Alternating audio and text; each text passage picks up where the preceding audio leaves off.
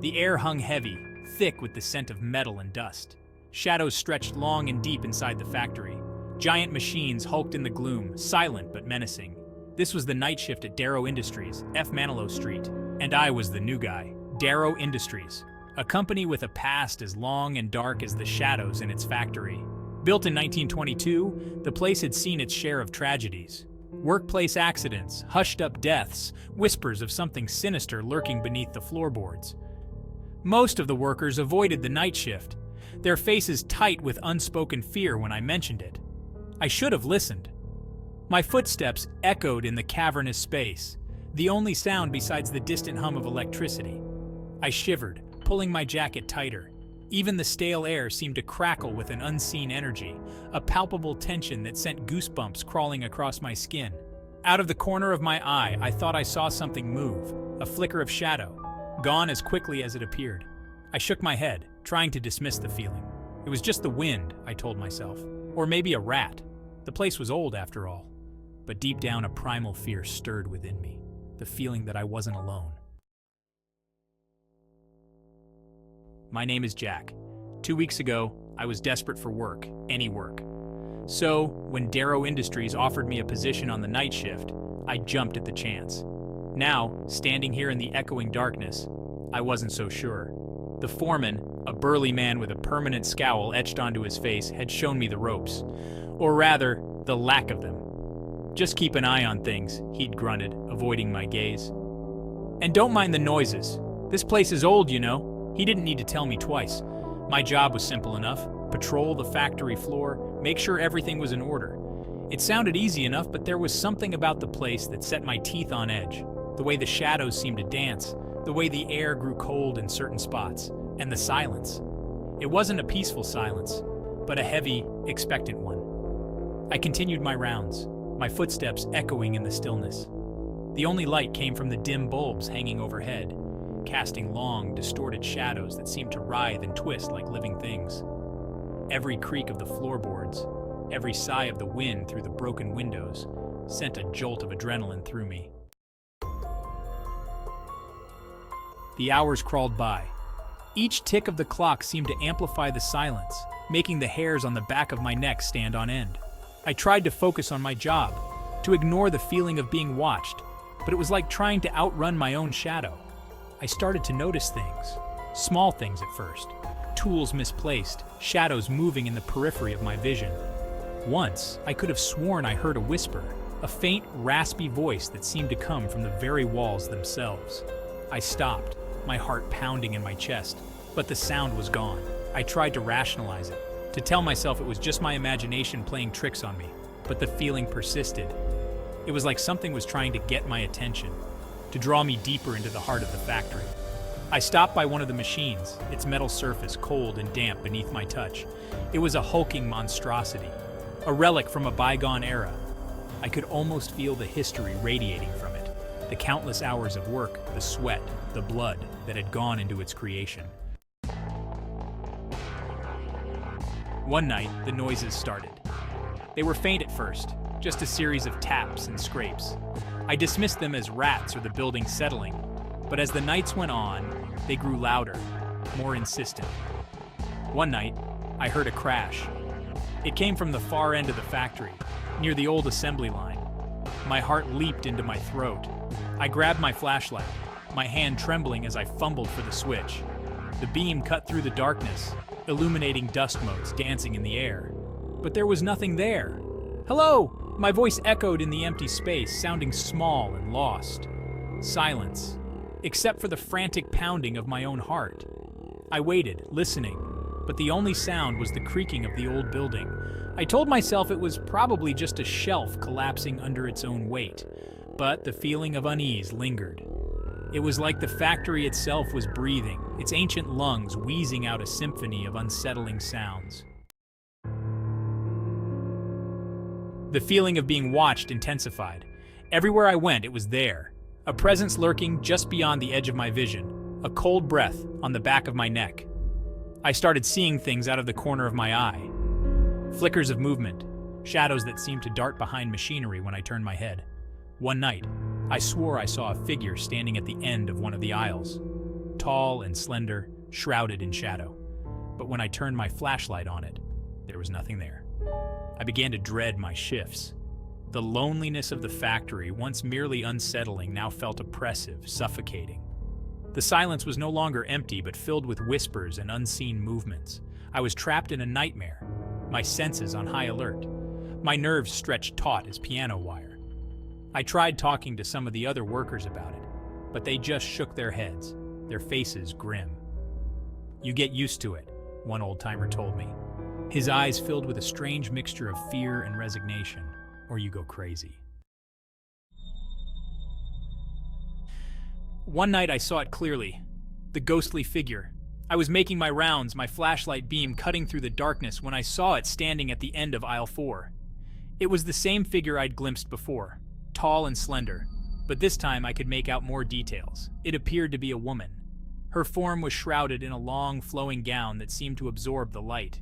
Her hair was long and dark, cascading down her back like a waterfall of ink, but it was her face that chilled me to the bone. Her features were pale and gaunt, her eyes hollow sockets that seemed to burn with a cold, ethereal fire. Her lips were pulled back in a silent scream, a rictus of pure terror frozen on her face. I froze, my blood turning to ice in my veins.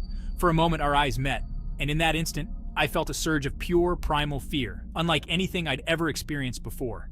Then, as quickly as it appeared, the figure was gone, vanished into thin air. I stood there for what felt like an eternity, my heart pounding against my ribs, my breath caught in my throat. The silence was deafening. The whispers started a few nights later. They were faint at first, like the rustling of leaves, but they grew stronger each night. I would be walking my rounds, the silence pressing in on me from all sides, and then I would hear them. Whispers just on the edge of my hearing, murmuring my name. "Jack, Jack." The voice was soft, feminine, but with an underlying current of something cold and menacing. It seemed to come from everywhere and nowhere at once, slithering around the machinery, seeping out of the very walls themselves.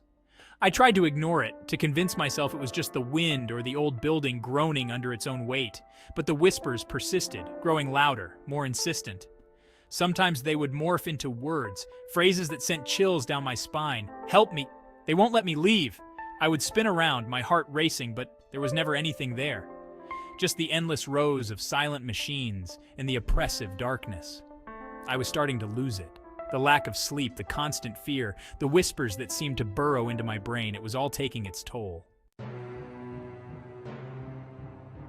Desperate for answers, I started asking questions. The older workers, the ones who had been at Darrow Industries for years, they knew something.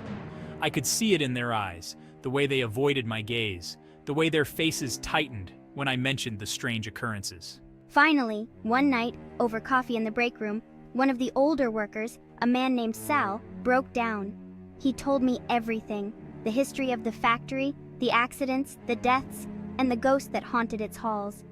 Manalo Street wasn't always a factory, he said. It used to be a textile mill back in the 1920s, and the ghost, the woman in the white gown, she was a worker who had died in a horrific accident. Her name was Maria. One night, Maria was working late, trying to finish an order. The machines were old and dangerous, prone to malfunctioning. And on that fateful night, one of the machines malfunctioned, trapping Maria inside. Her screams were swallowed by the roar of the factory, her pleas for help going unheard. By the time someone found her, it was too late. She had been crushed to death, her body mangled beyond recognition. The factory owners, eager to avoid a scandal, covered up the accident. Maria's death was ruled an unfortunate mishap, and life at the factory went on. But Maria's spirit refused to rest. Trapped in the place of her death, she wandered the halls, her anguished cries echoing through the empty factory. Over the years, there were countless reports of strange occurrences. Workers claimed to see Maria's ghostly figure, to hear her blood-curdling screams. Some even reported feeling her icy touch, her cold breath on their necks. The factory changed hands several times, but the stories persisted.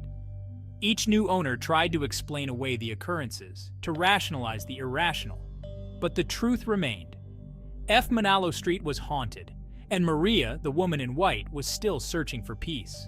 "You're in danger, son," he said, his voice low and urgent. "That thing, it feeds on fear. You need to get out while you still can. I sat there stunned. All this time, the answer had been right in front of me. The history of the factory, the whispers, the ghostly figure, it all made sense now. I was trapped in a nightmare, and the only way out was to confront my fear head-on. That night, I went to work with a new sense of purpose. I was no longer just a night watchman. I was an investigator, a witness to the tragic tale of Maria, and I was determined to help her find peace. As I made my rounds, I paid close attention to my surroundings. I listened for the whispers, searching for any clue that might lead me to Maria. And then I saw it, a single white rose lying on the floor in the exact spot where Maria had been killed. I picked up the rose, its petals soft and velvety against my fingers. It was as if Maria was trying to communicate with me, to lead me somewhere. I closed my eyes, focusing on the rose, on the feeling of sadness and despair that emanated from it. And then I saw her. Maria. She was standing at the end of the aisle, her form shimmering like heat haze. Her eyes, once filled with terror, now held a glimmer of hope. She reached out to me, her hand passing through mine, sending a chill down my spine. And then I heard her voice. It was no longer a whisper, but a soft, mournful sigh. "Help me," she pleaded, her voice echoing in my head. "Tell them my story. Don't let them forget me." I nodded, tears welling up in my eyes. "I promise," I whispered back. "I won't let you down." As soon as the words left my lips, Maria's form began to fade. She smiled sadly at me, her eyes filled with gratitude. And then, she was gone. The white rose in my hand withered and turned to dust, crumbling between my fingers. I stood there for a long moment, the silence washing over me. The fear was gone, replaced by a profound sense of sadness and loss. Maria's story touched me deeply, and I knew I had to keep my promise to her. I never saw Maria again, but I could still feel her presence in the factory. It was a comforting presence now, no longer menacing or frightening. She was at peace. I continued to work at Darrow Industries for a few more weeks, but I knew I couldn't stay there forever. The memory of Maria, of her tragic fate, was too much to bear. I quit my job, packed my bags, and left Manalo Street behind. But I never forgot Maria. I kept my promise to her, sharing her story with anyone who would listen. And every year, on the anniversary of her death, I would return to Manalo Street, leaving a single white rose at the foot of the old machine where she had lost her life. The factory stands empty now, a decaying monument to a forgotten tragedy. But the memory of Maria, the woman in white, lives on, a reminder that even in the darkest of places, hope and compassion can prevail.